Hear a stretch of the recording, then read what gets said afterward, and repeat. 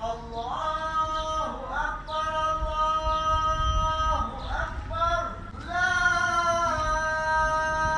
إله إلا الله. أهلا وسهلا بكم من أحد أغرب الدول في العالم.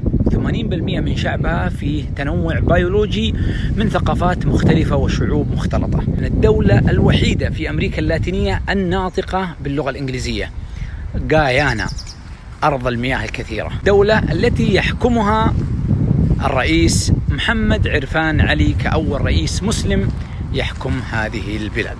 الدولة ناطقة باللغة الإنجليزية، متأثرة بالاستعمار البريطاني، وثقافيا تتبع للكاريبي، وجغرافيا هي في أمريكا اللاتينية، يحدها من الجنوب البرازيل، ومن الغرب فنزويلا، ومن الشرق سورينام. تكون المسلمين هنا بشكل كبير جدا، نسبة تقريبا توصل إلى 25%، وبنوا مساجد كبيرة جدا وجوامع لو تشوفها صروح إسلامية ثقافية كبيرة. والسبب أنه الهولنديين لما استعمروا غويانا في عام 1600 جلبوا الأفارقة المسلمين ذاك الوقت من أفريقيا عشان يعمرون هذه الأرض. بعدين طردهم البريطانيين وجو واستعمروا غايانا تقريبا 300 سنة، حتى استقلت غايانا عام 1970.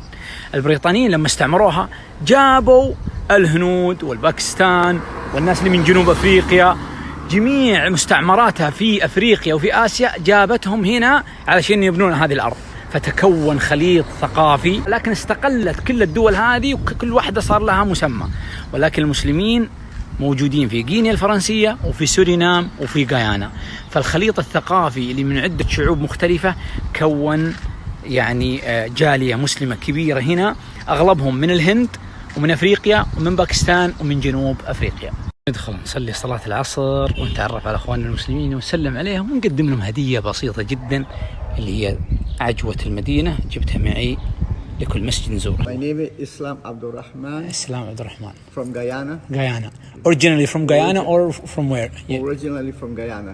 يقول أصلا من Guyana. You know this? Yeah. What is this? بارك الله فيك. عجوة dates. عجوة dates. Dátiles en español. Yeah. Sí. انبسط. تمر صحيح ما شاء الله. انبسطوا ما شاء الله ما شاء الله.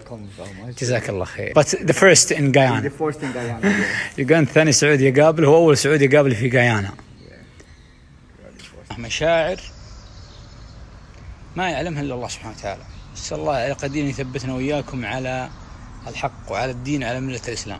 جماعة هذه أمريكا الجنوبية، هذه مدينة غويانا. لما كتبت مسجد شوف ايش كثر المساجد في العاصمة، هذه العاصمة جورج تاون، شوف مساجد ايش كثرها. شوف هذا مسجد برضو على الطريق ما شاء الله. والآن وصلنا هذه الديرة اسمها لاغرانج هذه تقع على نهر ديمارارا. نهر ديمارارا هذا متفرع من الأمازون.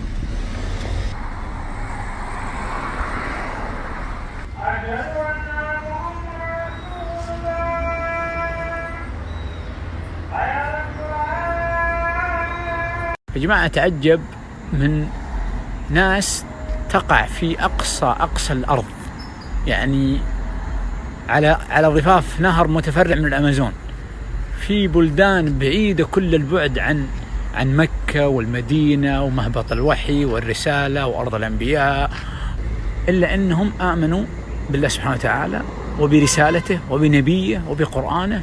شوفهم يصلون يؤمنون.